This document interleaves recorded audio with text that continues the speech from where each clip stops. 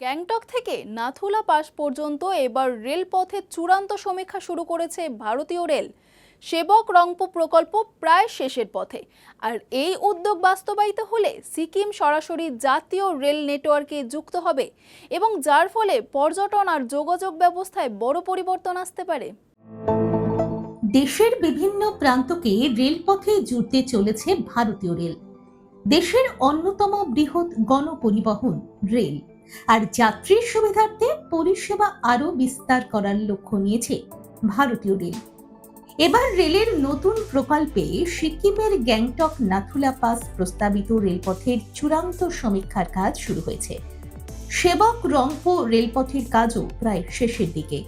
এই রেলপথ চালু হয়ে গেলেই দ্বিতীয় দফায় শুরু হবে সমীক্ষার কাজ। দীর্ঘ 34.7 কিলোমিটারের রংপো গ্যাংটক অংশের জন্য সমীক্ষা শেষ হয়েছে। জানা যাচ্ছে, পরিকল্পনা এবং অনুমোদন চূড়ান্ত হলে 2 বছরের মধ্যেই গ্যাংটক নাথুলা অংশের কাজ শুরু হয়ে যাবে। অন্যদিকে সেবক রংপো রেলপথের কাজও প্রায় শেষ পর্যায়ে। সেই কাজ শেষ হয়েছে সম্প্রতি।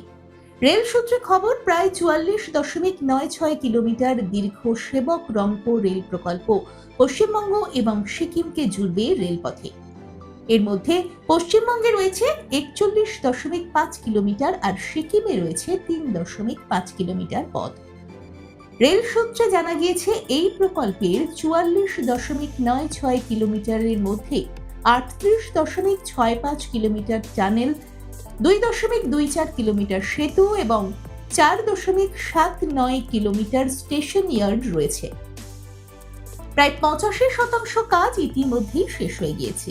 এই রেল প্রকল্পে মোট 14টি টানেলের মধ্যে সবথেকে দীর্ঘটি 5.30 কিলোমিটার এবং সবথেকে ছোটটি 538 মিটারের। এছাড়াও 22টি সেতু এবং সেবক, রিয়াং, তিস্তা বাজারের মতো 5টি স্টেশন তৈরি হয়েছে। অধিকাংশ স্টেশন এবং সেতু তৈরির কাজ ইতিমধ্যেই শেষ। বাকি কাজ চলতি বছরের নভেম্বর মাসের মধ্যেই শেষ হয়ে যাবে বলে রেল সূত্রে খবর।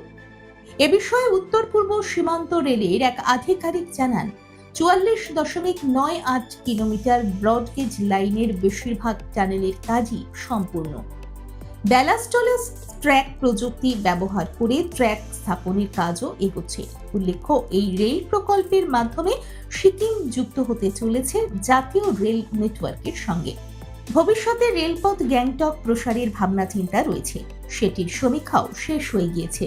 রেল সূত্রে খবর, রংপো সেবক রেল প্রকল্পের মোট খরচ 11,973 কোটি টাকা। 2009-এ স্থাপিত হয়েছিল ভিত্তিপ্রস্তর। 2025-এর মার্চ পর্যন্ত এই প্রকল্পটিতে 8,358 কোটি টাকা খরচ হয়েছে।